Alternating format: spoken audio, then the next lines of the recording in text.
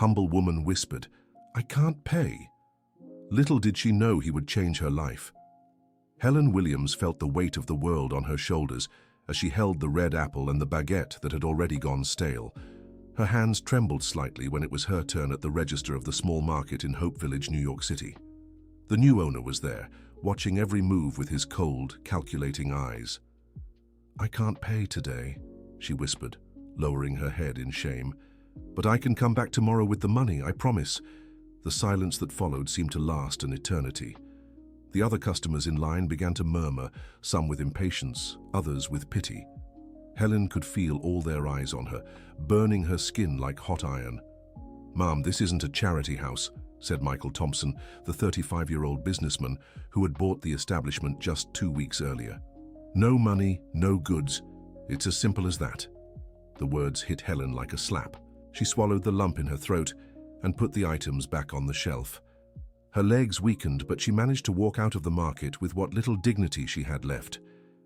Outside, she leaned against the wall and let the tears fall. She wasn't crying for herself, but for her 16-year-old granddaughter Emily, who was at home waiting for the snack that would never come. The girl had lost her parents in a car accident 3 years ago, and since then, Helen had been raising the teenager alone on the little she earned as a cleaner. Michael watched the woman through the store window. Something about her bothered him, but he couldn't quite place it. Maybe it was the way she carried her suffering, or the dignity she maintained even in humiliation. He shook his head, pushing those thoughts away. Business was business, and he hadn't gotten where he was by being soft on anyone. "Mr. Michael," said Dorothy, the longest-serving employee at the market. "Mrs. Helen has always been a customer here. Mr. Anthony, the previous owner, always let her pay later. She never cheated anyone." "Dorothy, Mr. Anthony went broke precisely because of that mindset," Michael replied, organizing some papers on the counter. "I don't plan to follow the same path." The employee sighed and went back to work. She had known Helen for over 10 years and was aware of the woman's daily struggles. Dorothy also knew something Michael had no idea about, something that would change everything if he knew. Helen arrived home empty-handed. The small 2-room apartment on the ground floor of an old building smelled of dampness, with water stains on the walls. Emily was sitting at the kitchen table, studying for a math test. "Grandma, where's the snack?" the girl asked, looking up from her books. "Sweetheart, it didn't work out today, but I'll bring something tomorrow, I promise." Helen forced a smile. Emily studied her grandmother closely. Over the past few months, she had noticed Helen getting thinner, more tired. Sometimes she caught her staring into space, lost in thoughts that seemed painful. "Grandma, are you okay?" Emily moved closer and touched her grandmother's face. "I'm fine, my dear, just tired from work," Helen lied, kissing her granddaughter's forehead. Dear listener, if you're enjoying the story, take a moment to like and especially subscribe to the channel. It helps us a lot as we're just starting out. Now continuing. That night, Helen barely slept. She tossed and turned, thinking about how she would get money to buy food the next day. Her 3 weekly cleaning jobs barely covered rent and basic bills. For months, she had been juggling finances, sometimes skipping meals so Emily could eat. In the next room, Emily was also awake. The girl was sharper than her grandmother realized, and had noticed that Helen was struggling to make ends meet. She decided that the next day she would talk to her grandmother about getting a part-time job to help at home. The following morning, Michael arrived early at the market. He liked reviewing the numbers and organizing operations before opening. Dorothy was already there, restocking the shelves.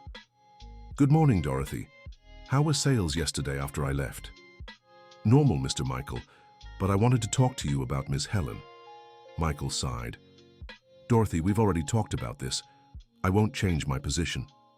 "I know, but you don't know her story. Miss Helen wasn't always like this. She used to be a teacher, you know, a university professor of literature, very respected around here." For the first time, Michael stopped what he was doing and looked at Dorothy.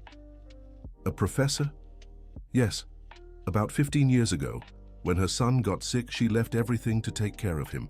She spent all her savings on treatments, sold the house, everything. When he and his wife died in that accident, she was left alone with her little granddaughter and the debts. Since then, she's been working as a cleaner to survive." A shiver ran down Michael's spine. A literature professor, 15 years ago. A hazy image began forming in his mind, but he quickly pushed it away. That doesn't change anything, Dorothy.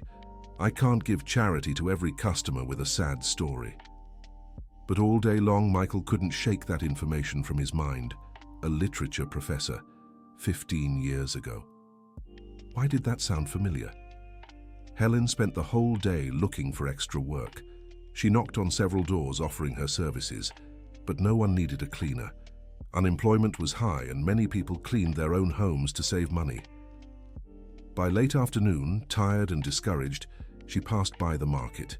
She hadn't planned to go in, but through the window she saw a sale on bread that was close to expiring. Maybe she could negotiate a lower price. She took a deep breath and entered. Michael was at the register, counting the day's money. When he saw her, his face hardened. "Good afternoon," Helen said timidly. "I saw you have bread on sale. I was wondering if I could pay half now and half tomorrow." "Ma'am, yesterday I already made the rules here clear," Michael replied without looking up from the money. I know, but my granddaughter hasn't eaten since yesterday and—" "That's not my problem," Michael cut in. "If you don't have money, you shouldn't have a granddaughter to raise." The words came out harsher than he intended. He immediately regretted it, but his pride stopped him from taking them back. Helen paled, as if she'd been punched in the stomach. "Sorry to bother you," she whispered, turning to leave. That's when she tripped over a box on the floor and fell. Some items scattered, and she quickly knelt to gather them, apologizing repeatedly. Michael watched the scene, and for a moment, he saw something that made him shudder. The way she knelt, the gentle way she arranged the items, the care not to damage anything, even though she was clearly shaken. It was as if an old memory was trying to surface from deep within his mind. "It's fine. Just leave it," he said, softer this time. Helen stood up, gave a small nod, and left. Outside, she leaned against the wall again and cried. She didn't know what else to do. Her last dollars had been spent on her high blood pressure medicine, and there was nothing left at home for Emily to eat. Inside the market, Michael was restless for the rest of the day. There was something about that woman that unsettled him in a way he couldn't explain. He decided he would look into her story more. That night, Emily confronted her grandmother. "Grandma, you didn't eat anything again today, did you?" Helen tried to change the subject, but her granddaughter insisted. "Don't lie to me, Grandma. I know you're going hungry to feed me. That's not right." "Emily, you're a child. You shouldn't worry about these things," Helen tried to argue. "A child? Grandma, I'm 16. Tomorrow I'm going to look for a job. I can't stand seeing you suffer like this anymore." "Absolutely not. You need to study, graduate. That's what your parents would have wanted. And what they'd want is to see you struggling like this," Emily shot back, tears in her eyes. The argument was interrupted by a knock at the door. It was Mrs. Clare, their next-door neighbor. "Helen, dear, I brought some leftover soup from my place," said the gray-haired woman, holding out a small pot. Helen hesitated. She hated accepting charity, but Emily was looking at her with pleading eyes. "Thank you so much, Mrs. Clare. You're very kind. Don't mention it, dear. That's what neighbors are for. How's work going?" "Hard, Mrs. Clare, very hard." After the neighbor left, Helen served the soup to Emily and insisted the girl eat it all. She only took the broth herself, leaving all the solid pieces for her granddaughter. The next day, Michael arrived at the market even earlier. He'd spent the night thinking about the woman with the scarf and decided to do some digging. He asked Dorothy to tell him everything she knew about Helen Williams. "She used to live in a nice house in the Upper East Side," Dorothy said while organizing the products. "Her husband worked at the bank, she taught at the state university. Good life, you know. But when their son Richard got sick, she gave it all up. Cancer, poor thing. They spent a fortune on private treatments, trips to other states, everything they could." Michael listened carefully, something stirring in the back of his memory. When Richard died, she was already broke. He'd married Jennifer, a sweet girl. They had Emily, but 3 years later they died in that accident on the interstate. Mrs. Helen was left with the girl and the debts they'd left behind. And she never went back to teaching? She tried, but couldn't. said she lost her will to live after losing her son. Then she started working as a cleaner. At first it was hard. No one wanted to hire a teacher for cleaning, but she insisted, said honest work doesn't shame anyone. Michael shook his head, thoughtful. There was definitely something familiar about that story, but he couldn't place it. Throughout the morning he watched through the window. Helen passed by the market several times, always slowing down near the door, but never entering. It was as if she was fighting an internal battle between need and pride. Around noon she finally walked in. She was even thinner than the days before, and her hands trembled slightly. She went straight to the counter where Michael stood. "Please," she said, her voice barely audible, "my granddaughter hasn't eaten in 2 days, I beg you. Let me take at least a baguette. I'll pay on Friday when I get my cleaning money." Michael looked at her and saw the desperation in her eyes. For a moment he almost gave in, but then he remembered all the business advice he'd received about needing to be firm to avoid going under like the previous owner. "Mom, I've told you, this isn't charity. If you don't have money, you can't take anything." Helen closed her eyes and took a deep breath. "I understand. Sorry to bother you again." As she turned to leave, Michael called out to her, "Wait, what's your full name again?" "Helen. Helen Williams Taylor." The name hit Michael like lightning. Helen Williams Taylor, literature professor, State University. Suddenly, fragments of memories began falling into place like puzzle pieces.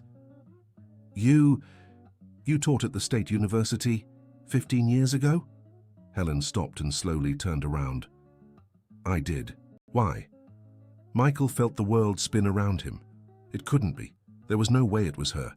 The teacher who had changed his life when he was just a poor 20-year-old boy, struggling to pay for his business administration degree. The woman who had helped him when he didn't even have money to buy his textbooks. "Mom, do you remember a student named Michael? Michael Thompson? He always sat in the back row, kind of shy." Helen's eyes widened. She studied him more carefully, trying to see past the years and the changes success had brought to his face. "Michael, the boy who worked as a pizza delivery guy at night?" Her voice was almost a whisper. "That's me," he said, swallowing hard. Helen brought a hand to her chest as if her heart might leap out. "My God, Michael, how you've grown. How different you look." An awkward silence settled between them. Michael felt as if the ground might open beneath his feet. This was the woman who had paid for his books when he couldn't afford them, the teacher who stayed after class to give him free extra lessons, the person who encouraged him never to give up on his dreams, no matter how impossible they seemed.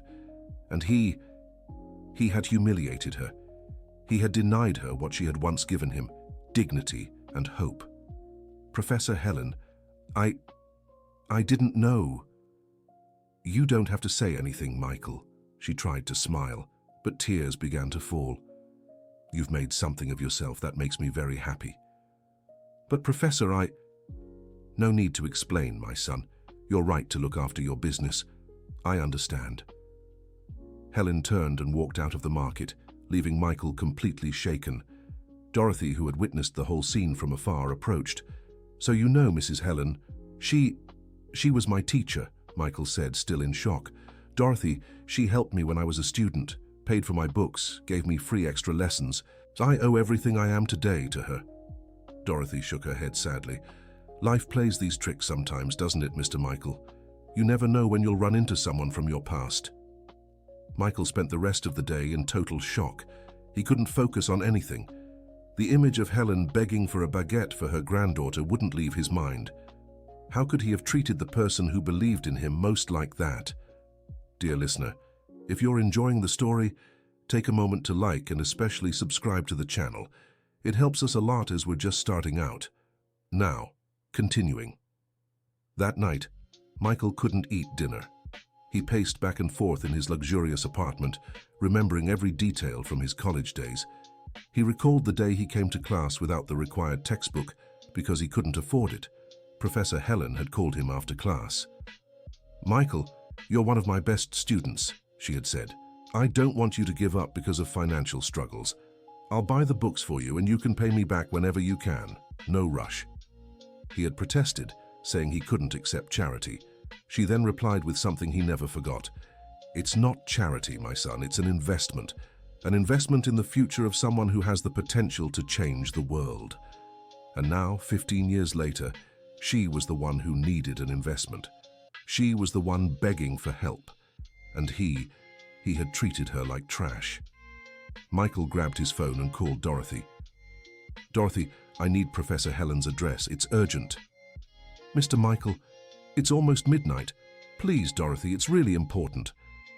Half an hour later, Michael stood in front of the building where Helen lived. The place was very different from the upscale neighborhood she had lived in when she was his teacher. The walls needed painting, there was trash piled up at the entrance, and the lighting was poor. He went up to the second floor and knocked on the door of apartment 23. Emily answered, suspicious. "Who are you?" I'm a friend of your grandmother, Michael Thompson." "Grandma!" Emily shouted. "There's a man here who wants to talk to you." Helen appeared at the door, surprised to see Michael there at that hour. "Michael, what are you doing here?" "Professor, may I come in? I need to talk to you." Helen hesitated, but finally opened the door. The apartment was small and simple, but impeccably clean and tidy. Michael noticed there was little furniture and that everything seemed well cared for, despite its age. "Emily, go to your room," Helen asked her granddaughter. "But Grandma..." "Go, sweetheart. It won't take long." Michael sat on the small sofa in the living room. Helen remained standing, clearly uncomfortable with the situation. "Professor, I came to apologize for what happened today, for what happened yesterday. I didn't know..." "Michael, you owe me nothing," Helen interrupted. "You've become a successful man, that's what matters." "But I do owe you." Michael stood up. "You helped me when I needed it most. You believed in me when I didn't even believe in myself. And I treated you like just anyone. You didn't recognize me. It's normal. So many years have passed. I've changed a lot." "That's no excuse, Professor. Even if I hadn't known you, I shouldn't have treated anyone that way. You taught me that dignity is something every human being deserves, remember?" Helen smiled sadly. "You remember my lessons." "I remember everything, Professor. Every word, every piece of advice. You always said literature taught us about the human condition, about empathy, about compassion, and I forgot all of that." Michael took his wallet out of his pocket and placed all the money he had on the table. "This isn't charity, Professor. It's payment. Payment for the education you gave me, for the books you bought me, for the extra hours you dedicated to the lost boy I was." "Michael, I can't accept this." Helen looked at the money, but didn't touch it. "You can, and you will. And tomorrow, I want you at the market, not as a customer, but as a partner." "What do you mean?" "Professor, that market is just the beginning. I have bigger plans, and I need someone I trust to help me, someone who understands people, who knows how to treat them with dignity. Someone like you." Helen shook her head.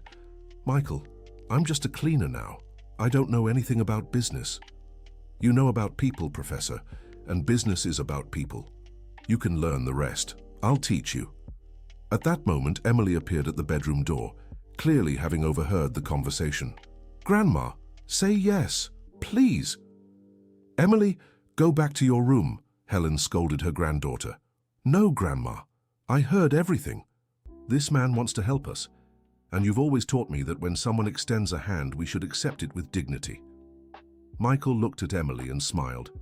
She takes after her grandmother, smart and wise. "Michael," Helen sat down heavily. "I've disappointed a lot of people in my life. When Richard got sick, I abandoned my students mid-semester. I don't know if I can take on this responsibility." "Professor, you didn't abandon anyone. You did what any mother would do.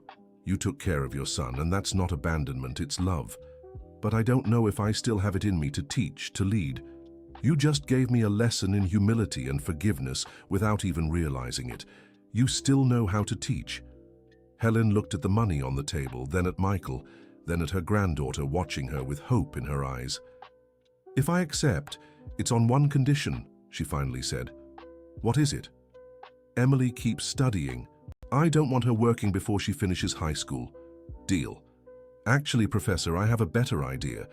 How about we pay for her to attend a private school, one of the best in the city? Emily's eyes widened. Really? Really? Michael confirmed. Your grandmother invested in my education. Now it's my turn to invest in yours. Helen began to cry, but this time they were tears of relief and gratitude. Michael, I don't know what to say. You don't have to say anything, Professor. Just accept it. And promise me one thing, never suffer in silence again. If you need anything at all, come to me. I promise. Michael stood up to leave, but Helen stopped him. Michael, can I ask you something? Of course. Why were you so harsh with the customers? That's not the boy I knew. Michael sighed and sat back down. Professor, when I started my business, everyone told me I had to be firm, that I couldn't go easy on anyone or I'd go under. I think I took it too far. You know, being firm and being cruel are two different things, right? I do now, he said with a sad smile. You just gave me another lesson. Michael, can I make a suggestion? Go ahead. How about we turn that market into something different? A place where people are treated with dignity, where those struggling can count on a little understanding. What do you mean? We could create a credit system for families in need. Nothing too elaborate, just the basics for survival. And we could offer job opportunities for people in the community. Michael smiled. Professor, that's exactly the kind of vision I need by my side. So, do we have a partnership? We have a partnership. They hugged, and Michael felt as if a huge weight had lifted from his shoulders. He hadn't just reunited with his old teacher, he'd rediscovered his humanity. The next day, Helen arrived at the market at exactly 8 in the morning. Michael was already there, along with Dorothy, who couldn't hide her delight at the turn of events. Good morning, partner, Michael said, smiling. Good morning, partner, Helen replied, still a little shy about her new role. During the first few weeks, Helen carefully observed how the business operated. She asked questions, jotted everything down in a little notebook she'd bought, and gradually began to understand the dynamics of the trade. Michael was impressed by how quickly she learned, and most of all by the ideas she brought to improve customer service. Michael, what if we set up a little corner with used books? She suggested one day. People could bring books they no longer need and exchange them for others. Literature for those who can't afford it. Brilliant idea, Professor. Let's do it. And how about offering tutoring for the neighborhood kids? We could use the market space after business hours. Even better. Do you want to teach the classes? Helen hesitated. It's been so long since I've taught.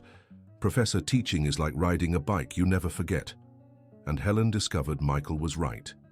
When she started giving the first tutoring sessions to the neighborhood children, she felt a joy she hadn't known in years. It was as if a part of her that had been asleep had finally awakened. Emily, meanwhile, was thriving at her new school. For the first time in years, she could focus on her studies without worrying about money or her grandmother going hungry. Grandma, I'm so proud of you, she said one day coming home from school. You've become a teacher again. I never stopped being a teacher, dear. I just didn't have any students anymore, Helen smiled. But now I have a whole community to teach. The market quickly became more than just a business. It turned into a community hub, a place where people knew they'd be treated with respect and dignity. Michael and Helen implemented the credit system she had suggested, allowing families facing temporary hardship to maintain their basic food supply. They also created a job board where locals could post work offers or look for opportunities. Professor, Michael said one day, watching the activity in the market, you've turned this place into something far greater than I ever imagined. No, Michael. We transformed it. And do you know why? Because we've learned that success isn't just about money. It's about making a positive impact on people's lives. 3 months after their partnership began, they received an unexpected visit. It was Mr. Anthony, the market's former owner. I came to see how my old business is doing, said the white-haired man, and I can't believe what you've done here. Mr. Anthony, Helen greeted him warmly. How are you? Well, Helen, very well, and I see you are too. When I heard you'd become partners with the new owner, I was so happy. Oh, do you know Professor Helen? Michael asked. Of course, she's the one who helped me when I was going through financial trouble years ago. I've never forgotten her kindness. Michael looked at Helen in surprise. Professor, you never told me that. It wasn't important, she shrugged. How wasn't it important? Mr. Anthony insisted. When my wife got sick and I was desperate, not knowing how to pay for her medicine, Helen showed up and offered to help. She said she could work as a cleaner in exchange for credit at the market. And it worked? Michael asked. Perfectly. She'd clean here in the mornings and take on other houses in the afternoon. With the extra money she gave me, I managed to keep the market running through the toughest months. Michael shook his head, amazed. Professor, you saved Mr. Anthony's market? I just helped a friend in need, Helen replied simply. See, Michael, Mr. Anthony said, this woman has a heart as big as the world. That's why I always let her take goods on credit. I knew she was trustworthy. That night, Michael and Helen talked late into the evening about their partnership's future. Professor, I have a proposal, Michael said. I'm listening. What if we expand? We could open more markets in underserved neighborhoods, always with this same philosophy of dignity and respect.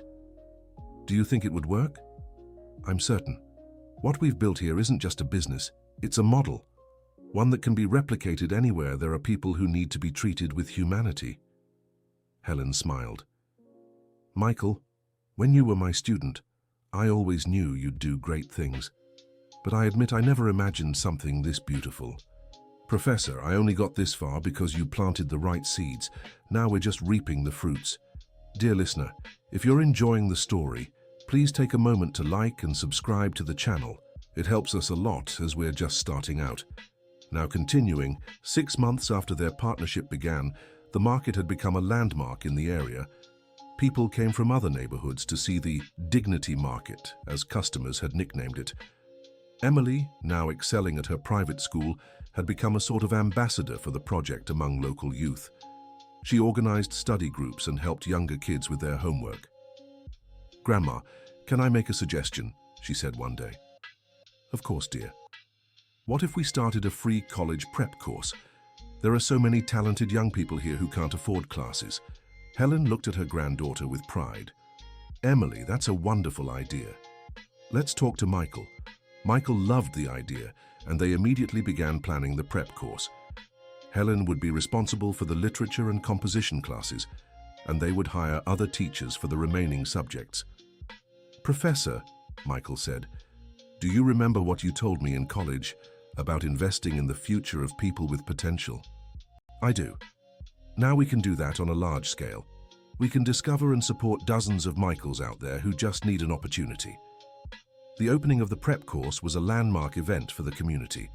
Over 50 young people enrolled in the first class, all from low-income families but with big dreams. At the opening ceremony, Helen gave a speech that moved everyone present. My dear students, she said, standing before the audience, you are here not by chance, but because someone believes in your potential. Just as someone once believed in mine and later, I believed in others. This is the beauty of education. It multiplies. Some of you may think you don't deserve this opportunity, that there are smarter or more prepared people out there. But let me tell you something. Deserving has nothing to do with intelligence. It's about determination, the will to grow, the courage to dream. I've been through very tough times in my own life. There were days I didn't know if I'd have food on the table, moments when I thought about giving up. But there was always someone who reached out, someone who believed I could be more than my circumstances. Today, that hand is being extended to you. But remember, one day it will be your turn to reach out to someone else. This is the cycle of kindness, of education, of hope. By the end of the speech, there wasn't a dry eye in the room. Michael watched Helen with growing admiration. She wasn't just his former professor or his business partner. She had become his mentor in humanity. The following months brought challenges and victories. The prep course thrived, the market grew, and the entire community was transforming. Families who once struggled now had opportunities for work and education. But it wasn't all smooth sailing. There were tough moments, like when a competitor tried to destabilize the business by spreading rumors that they were giving away free products to undercut the competition. "Professor, maybe we should reconsider some of our policies," Michael said one day, worried about the negative comments circulating. "Why?" Helen asked. "People are saying we're naive, that we don't understand business, that we'll fail because we're too nice." Helen smiled. "Michael, remember what I used to say in class about the difference between being naive and being hopeful? I vaguely recall, being naive is believing everyone is good. Being hopeful is believing everyone can be better. We're not being naive, we're being hopeful.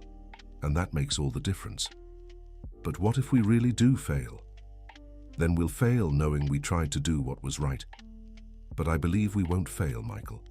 I believe we're building something solid, based on real values, and Helen was right."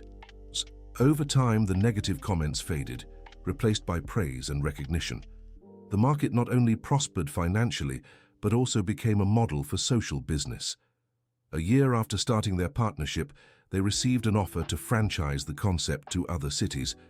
"Professor, what do you think?" Michael asked, showing her the proposal. "I think it's time to multiply what we've learned," Helen replied.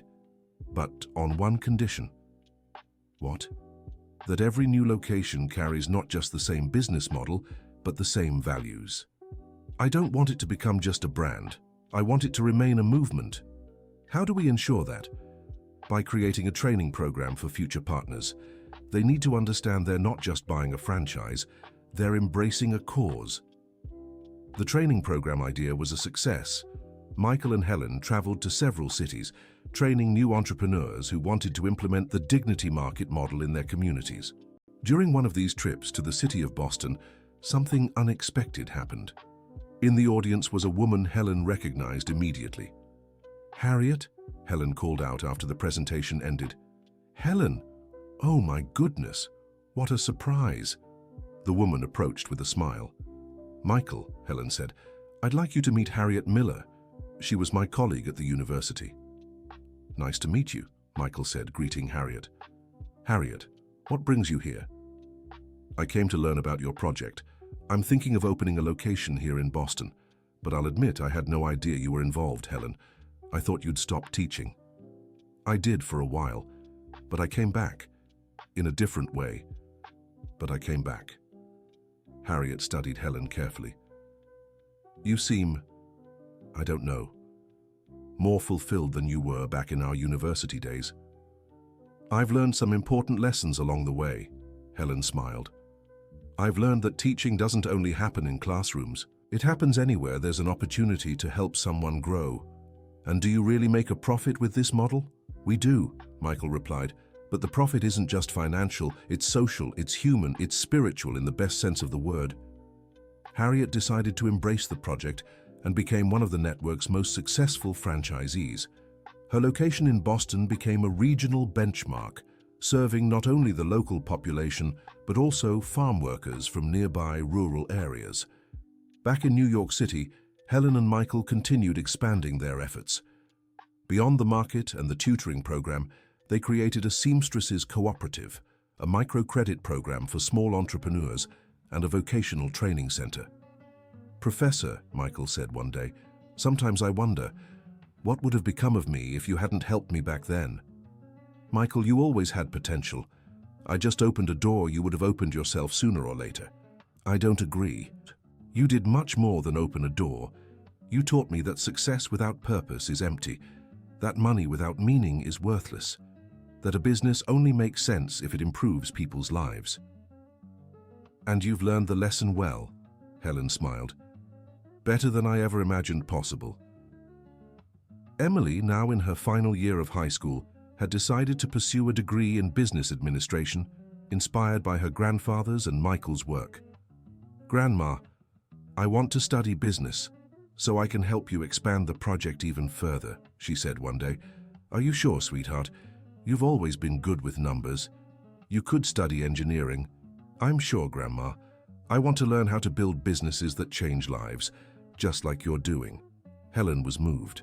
Seeing her granddaughter embrace the values she held so dear was one of the greatest joys of her life.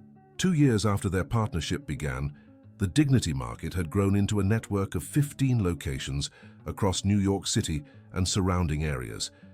Each one followed the same principles: dignified service, community opportunities, support for struggling families, and education as a tool for transformation. The project's success caught the media's attention. Several stories were written about the partnership between Michael and Helen, always highlighting how a professor and her former student had created a revolutionary business model. "Professor," said Michael after one of the interviews, "do you think we're living up to all this attention?" "Michael, the attention isn't for us. It's for what we represent. We're proof that it's possible to do business with conscience, that it's possible to prosper while helping others prosper too. And doesn't that give us an even greater responsibility?" It does. The responsibility to keep being an example, to not let success corrupt us, to always remember why we started. How do we do that? By remembering where we came from. I think every day about the desperate woman who walked into your market whispering, "I can't pay." You remember the poor boy who sat in the back row of my class. As long as we remember where we came from, we won't forget where we're meant to go. The conversation was interrupted by Emily, who came running with a letter in her hand. "Grandma, Michael, an important letter arrived." "What is it?" asked Helen. "It's from the State University. They want to honor you." Michael took the letter and read aloud. "We are honored to invite Professor Helen Williams Taylor and businessman Michael Thompson to receive the title of Honorary Citizens of the University in recognition of their services to education and social development." Helen was speechless. Michael was also moved. "Professor, we did it," he said, tears in his eyes. "Did what?" "We've come full circle. You planted a seed in me 15 years ago. Now we're planting seeds in hundreds of people, and those people will plant seeds in others. That's how the world changes, isn't it?" "That's exactly how it happens, my son. Exactly how it happens." The award ceremony was unforgettable. The university auditorium was packed with people from all the communities where the markets operated: prep school students, market employees, other franchisees. They were all there to celebrate not just Helen and Michael, but everything they stood for. In her thank you speech, Helen spoke about cycles, about how life sometimes leads us down hard paths to teach us important lessons. 3 years ago, she said, I was a desperate woman without even enough money to buy a baguette. Today, I'm here receiving an honor from the university where I worked for so many years. That didn't happen by magic. It happened because someone reached out to me when I needed it most. But the most important thing isn't having received help. The most important thing is learning the importance of reaching out to others, because that's what makes us human, our ability to care for one another. This project Michael and I created isn't ours. It belongs to the whole community that embraced the idea that change is possible. It belongs to every employee who treats customers with kindness, every customer who understands dignity is priceless, every young person studying in our prep school and dreaming of a better future. Michael also spoke, talking about gratitude and how a chance encounter can completely change the course of a life. 3 years ago, he said, I was a financially successful businessman, but empty inside. I thought I knew everything about business, but I knew nothing about people. It took meeting my old professor again, seeing her in a moment of vulnerability, to realize I'd lost the most important thing, my humanity. Today, our markets earn millions, but what makes me proud isn't the numbers. It's knowing hundreds of families have better lives because of our work. It's seeing young people enter college through our prep school. It's witnessing real transformations in real people's lives. And none of this would have happened if I hadn't learned a simple but powerful lesson. Everyone deserves dignity. Everyone deserves a second chance. Everyone deserves to be treated with respect, regardless of their financial situation. At the end of the ceremony, many people came up to congratulate Helen and Michael. Among them was a young man Michael didn't recognize at first. Professor Michael, the young man said, do you remember me? I'm Charlie from the first prep course you opened. Of course. Charlie, how are you? I just graduated from medicine. I got a full scholarship thanks to your prep course. Michael was moved. Charlie, I'm so proud. What are your plans now? I'm going to work at a community health center. I want to care for people who can't afford private doctors, just like you cared for me when I couldn't afford prep classes. You've learned the lesson, said Helen, who had approached and overheard the conversation. What lesson, Professor? That receiving help doesn't diminish us. It commits us. It commits us to help others when we can. Charlie smiled. Professor, can I confess something? On the first day of the prep course, I was so nervous I almost quit. Then you said something I've never forgotten. What was it? You said, "You're not here by chance. You're here because you have the potential to transform not just your own lives, but also the lives of others." That changed my life. Helen smiled, remembering the opening speech of the prep course. And it truly did. You're living proof that it was right. In the months following the tribute, the network of markets continued to grow. New locations opened in other states, always following the same founding principles. Emily enrolled in business administration and, alongside her studies, began working part-time coordinating the network's social projects. "Grandma," she said one day, "I have an idea to expand our impact even further." "I'm listening, dear. What if we started a publishing house? We could publish books by new authors and sell them at affordable prices in our markets. Accessible literature for everyone." Helen and Michael loved the idea. Dignity Press was created and soon became a reference for publishing new authors and democratizing access to books. The first book published was a collection of essays written by the prep course students themselves, sharing their stories of overcoming challenges. The book became a local bestseller and inspired many other young people to pursue their dreams. 3 years after the university tribute, Helen received a phone call that deeply moved her. "Professor Helen, it's Mary Claire from the first prep course class." "Mary Claire, how are you, dear?" "Professor, I called to share some news. I just graduated in education and got a job at a public school. I'm going to be a teacher, just like you." Helen began to cry with emotion. "Mary Claire, what joy! I'm sure you'll be a wonderful teacher." "Professor, can I ask for advice?" "Of course, dear. How do I become the kind of teacher who changes students' lives like you changed mine?" "Mary Claire, you already know the answer. Just look at your own journey. You came from a humble family, faced hardships, but never gave up on your dreams. Share that experience with your students. Show them it's possible no matter where they started." "But what if I feel unsure?" Remember, you don't have to be perfect to make a difference. You just need to be genuine, present, and someone who believes in every student's potential. The rest will come naturally. Calls like this became more and more common. Former prep course students would call to share their achievements, ask for advice, or simply say thank you. Michael also received similar calls, but from business owners who had been inspired by the Dignity Market model to create their own social businesses.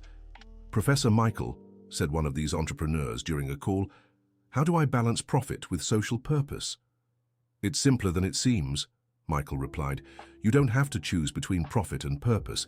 In fact, when you have a clear purpose, profit tends to come as a natural consequence." "But what about investor pressure?"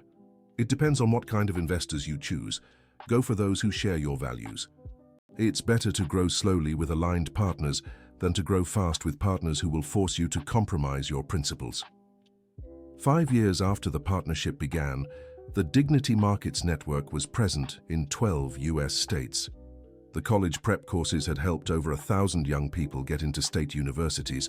The press had published 50 books by first-time authors. But more important than the numbers was the human impact. Hundreds of families had overcome situations of social vulnerability. Dozens of young people had become doctors, engineers, teachers, and lawyers. Many entrepreneurs had started their own businesses inspired by the network's model. During a strategic planning meeting, Helen shared a reflection that would stay with everyone present. "Sometimes I stop and think," she said, "about what would have happened if Michael hadn't recognized me that day at the market, if he had kept treating me like any other customer, and I had walked away never to return." "And what do you conclude?" Michael asked. "I conclude that the most important encounters in our lives often disguise themselves as coincidences, but they're not coincidences. They're opportunities life gives us to correct our paths, to rediscover our purpose, to remember who we really are.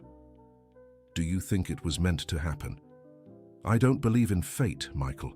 I believe in choices. Life put us in a situation, but it was us who chose how to respond. You chose to help me even after I left the market. I chose to forgive the humiliation and embrace the opportunity. Emily chose to support our partnership. Every person who embraced our project made a choice. And those choices are what make the difference, Michael added. Exactly. For it's not circumstances that determine our future. It's our choices in the face of them. Emily, who now worked full-time coordinating projects after graduating, had an ambitious vision for the network's future.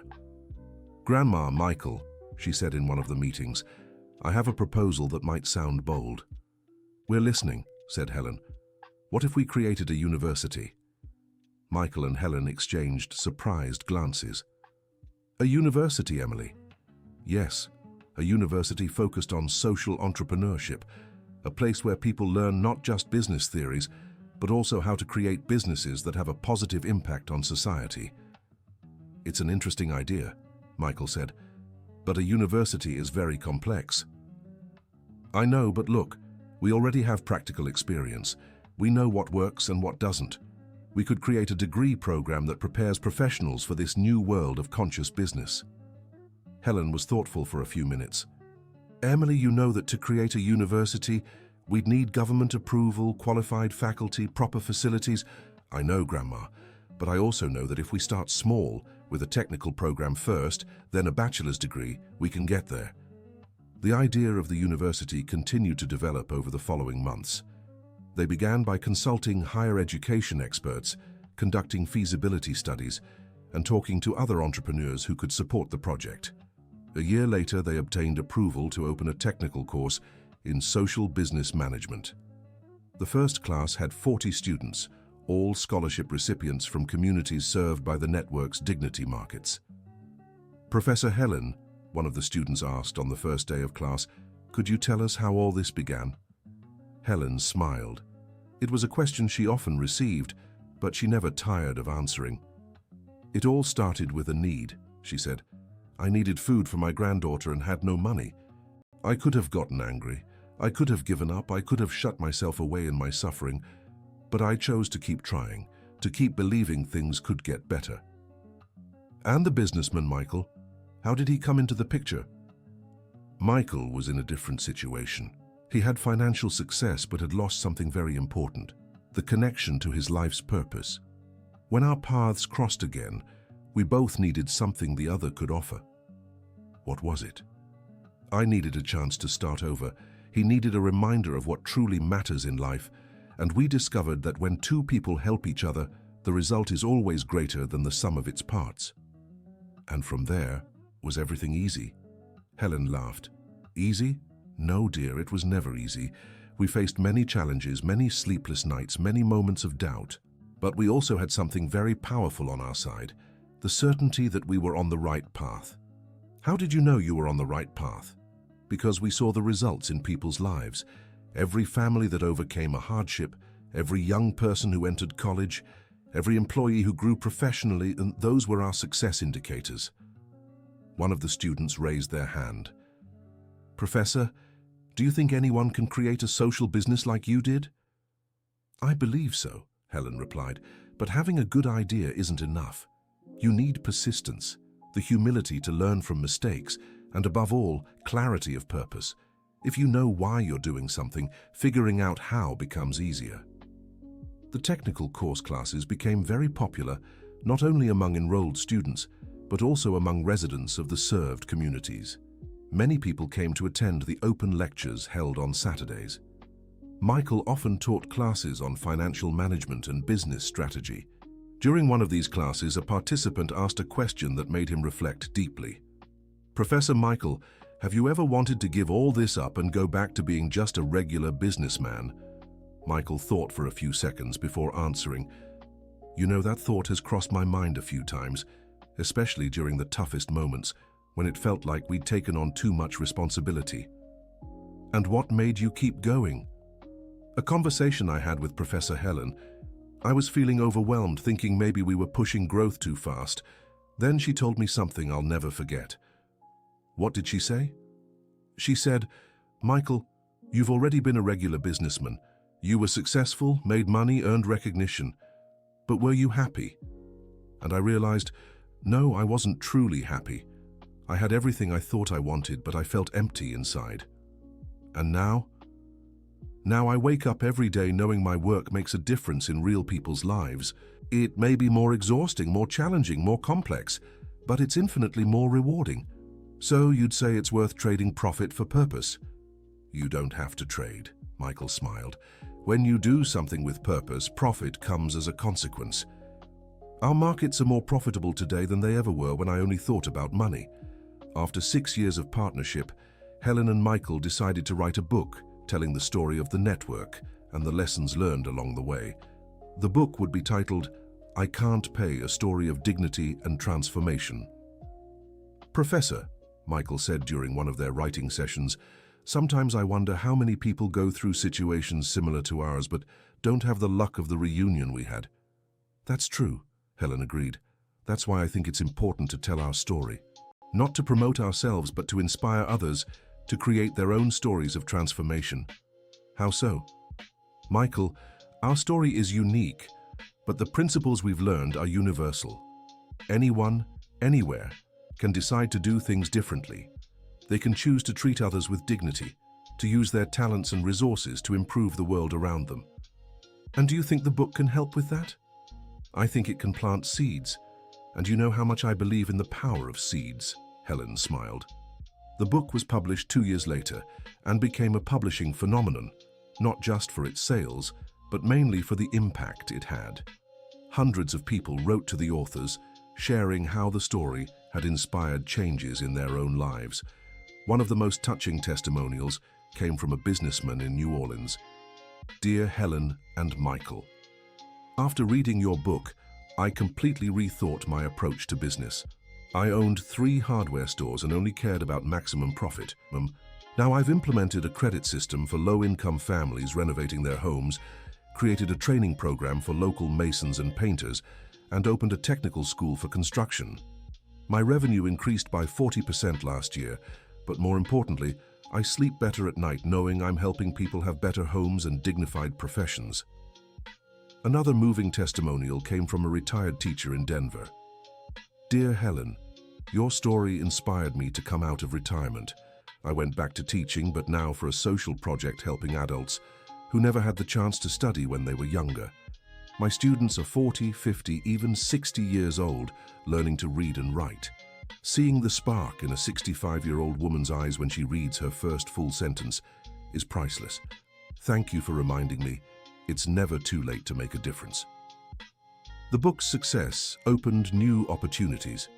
Helen and Michael began receiving invitations to speak at universities, companies, and entrepreneurship events across the country. During one of these talks at Columbia University, a student asked a question that sparked a rich discussion. "Professor Helen, what would you say to someone who wants to make a difference in the world but feels too small to have any impact?" "My dear," Helen replied, "do you know what the first step of our transformation was? It wasn't opening a network of markets, creating a prep course, or writing a book. It was a young businessman deciding to treat a customer with dignity instead of indifference.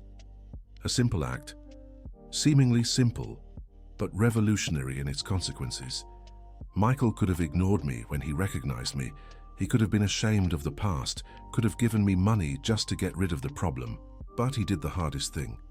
He took responsibility for turning a bad situation into an opportunity for mutual growth. So small actions can lead to big changes. They can, and they do. But there's one condition. They must be persistent. A single act of kindness is just charity. A series of deliberate actions is transformation." Michael completed the thought. "And do you know why small actions can create big changes? Because they're contagious. When you treat someone with dignity, that person feels inspired to treat others the same way. It's a domino effect of positivity." After the lecture, several students approached them with ideas for their own projects. One of them, named Philip, particularly impressed Helen and Michael. Professor, the young man said, "I have an idea for an app that connects people who have extra food with families in need." What do you think? Interesting, Michael said. But tell me something. Why do you want to do this? Because my mom lost her job 2 years ago and we struggled. Many times neighbors helped us by sharing food. Now that I've gotten into college, I want to create a more organized way to make this kind of mutual aid happen. Helen smiled.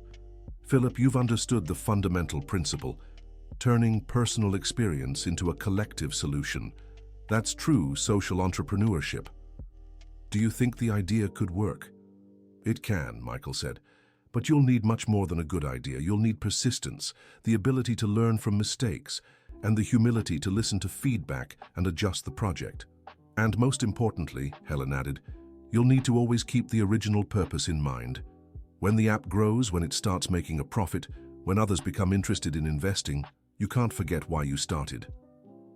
Philip became another young person mentored by the pair.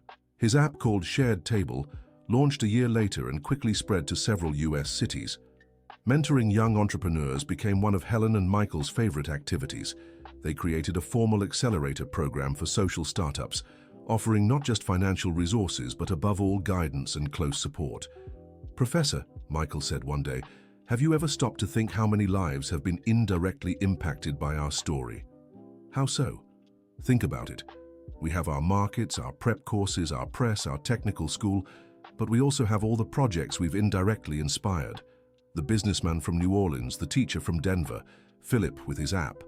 Hundreds of other initiatives that emerged because of our example. That's true, Helen reflected. It's like the story of ripples in water. You throw a stone into the lake, and the ripples spread far beyond where the stone fell. Exactly, and you know what's most impressive? Each of those ripples has a life of its own. They keep spreading even without our direct involvement. That reminds me of something I learned long ago, Helen said. A teacher's role isn't just to teach content, it's to inspire students to become teachers themselves, to create a chain of knowledge and transformation that keeps multiplying.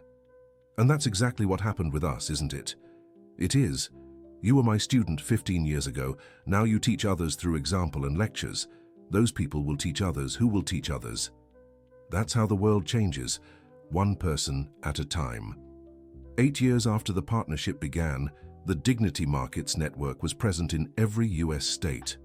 The technical school had become a college recognized by the Department of Education. The mentorship program had accelerated over 200 social projects.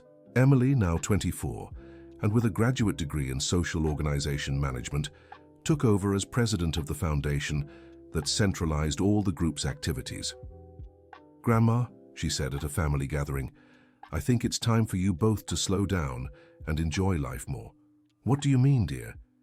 "You work 12 hours a day, travel all the time, and are always starting new projects. I know you love what you do, but you need to take care of yourselves too." Michael laughed. "Emily, do you think we got this far by working little?" "No, but now you've already built something solid. You have a competent team, established processes, and a structure that works. You can delegate more and focus on the big picture strategy." Helen looked at Michael. "She's right, you know." "She is," he agreed. "Maybe it's time we move into a new phase of our partnership." "What phase would that be?" "The phase of being full-time mentors. Less execution, more guidance. Less rushing, more reflection." The transition wasn't easy. Both Helen and Michael struggled to delegate, to trust that others would handle the projects with the same care they did. But little by little, they learned to make space for the new generation of leaders they themselves had trained. Emily took over as general coordinator. Philip, the app's creator, became director of innovation. Mary Claire, the former student turned teacher, took charge of the college's academic coordination. "You know what's most rewarding in all this?" Helen said to Michael during a quiet Sunday afternoon conversation. "What?" "Seeing that our work created autonomy, not dependence. The people who went through our projects didn't wait around for us to keep taking care of them. They became the protagonists of their own lives and leaders in their communities." "That's true, and it shows we got the method right." "What method?" "Giving a fish when necessary, but always teaching how to fish. Welcoming when needed, but always encouraging growth. Supporting, but not creating dependence." 10 years after their first meeting at the market, Helen and Michael decided to take a special trip. They wanted to visit all the network's locations, meet the local teams in person, and see the impacts in each community. The trip lasted 3 months and was transformative. In every city, they found stories similar to theirs. People who had overcome hardships, young people who had managed to study, families who had prospered. In Atlanta, they met Dorothy, namesake of the First Markets employee, a 70-year-old woman who had started a seamstresses cooperative after taking a course offered by the local branch. "Miss Helen," she said, "before I knew about your project, I was just a retired seamstress, thinking my useful life was over. Now I coordinate 15 women who support their families through sewing. I feel alive again." In Portland, they met John, a 22-year-old, who had started a recycling business after graduating from the local prep course. "Professor Michael," he said, "you always said social entrepreneurship was using business to solve society's problems. That's exactly what I'm doing, turning trash into income for waste pickers while helping the environment." At each of these encounters, Helen and Michael were moved, not just by the people's success, but especially by realizing that each of them had found their own way to make a difference. "Michael," Helen said one night while they were in Miami, "do you remember what I said on the first day of our partnership about investment?" "I do. That it wasn't charity, it was an investment in the future." "Exactly. Now I'm seeing the return on that investment, and it's much greater than I ever imagined possible." "How so?" "Every person we helped didn't just improve their own life. They became multipliers of change for others. It's what economists call the multiplier effect, but applied to social good. It's truly remarkable. And you know what I find most beautiful?" "What?" "That each one found their own way to contribute. They didn't copy our model, they created their own inspired by the same values." Back in New York City, they reflected deeply on their 10-year partnership and plans for the future.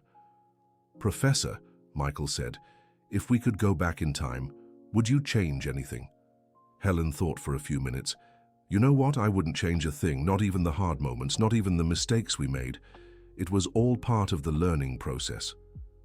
Not even that first meeting at the market, when I treated you poorly. Especially that meeting. If you had recognized me right away and treated me well from the start, maybe we never would have developed this partnership.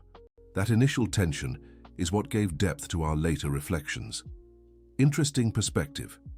"Michael, I've learned that the most transformative encounters in life are rarely easy or comfortable. They challenge us, push us out of our comfort zones, force us to grow. And now, what are our next challenges?" "I think our next challenge is learning to grow older without losing our purpose.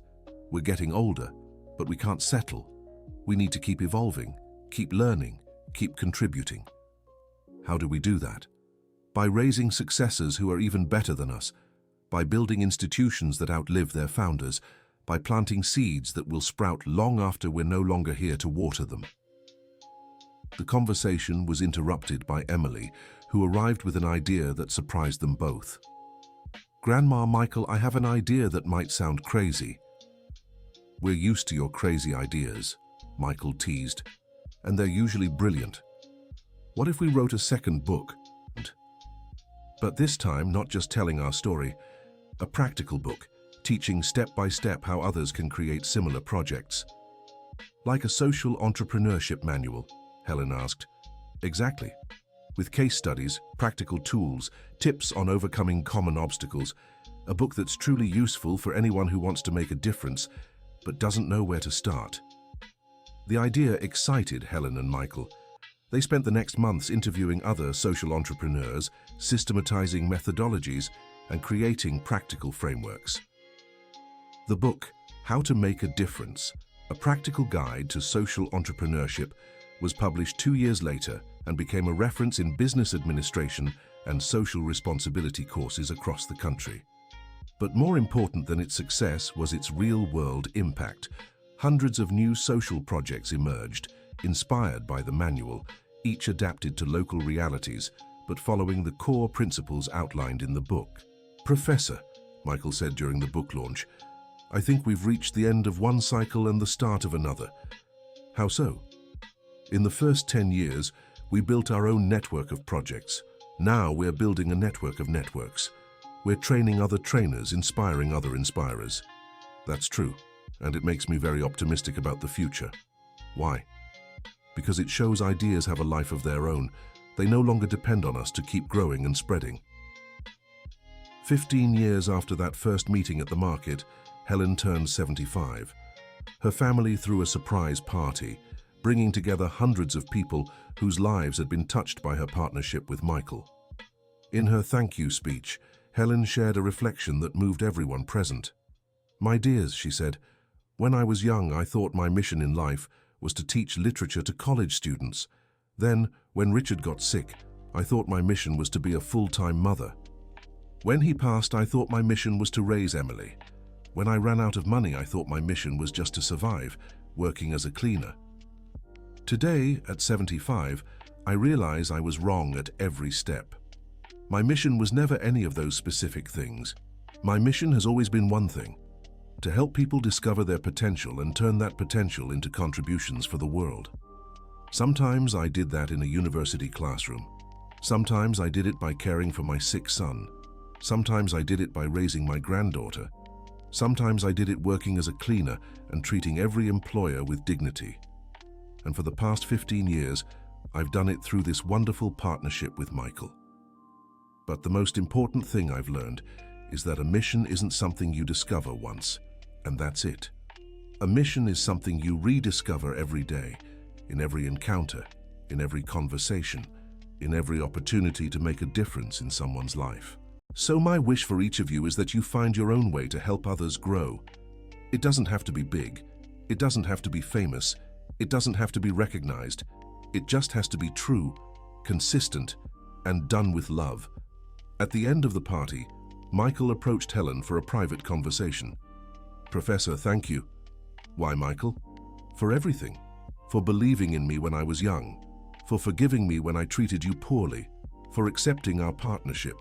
For teaching me that success without purpose is empty. For being an example of dignity at all times, in good moments and bad." "Michael, I'm the one who's grateful. You gave me the chance to start over when I thought my life was over. You restored my self-esteem, showed me that age isn't a limitation for dreaming big. You gave me the joy of seeing our projects transform thousands of lives. Professor, can I ask you something?" "Of course." "If you could give advice to your younger self 15 years ago, when everything was hard, what would you say?" Helen smiled. "I'd say, Helen, you think you're living the end of your story, but you're actually living the beginning of the most important part. All the difficulties you're facing are preparation for something much greater ahead. Have faith, be patient, and above all, never lose the ability to dream." Beautiful advice. And you, Michael? What advice would you give your younger self 15 years ago? I'd say, Michael, success isn't about how much you accumulate. It's about how much you contribute. Don't be afraid to be vulnerable, to ask for help, to admit your mistakes. And never ever forget that your greatest wealth is the people who helped you get where you are. They embraced, two friends united by an extraordinary journey of mutual transformation and social impact. End of story. Now, tell me what you thought of this story of perseverance and transformation. Do you believe small gestures can truly change entire lives? Have you experienced situations where reconnecting with someone from the past changed the course of things? Share your reflections in the comments. Your sincere words are always so valuable to us. And if this story touched you in any way, don't forget to like and subscribe to the channel so you don't miss other heartfelt stories we've prepared with care.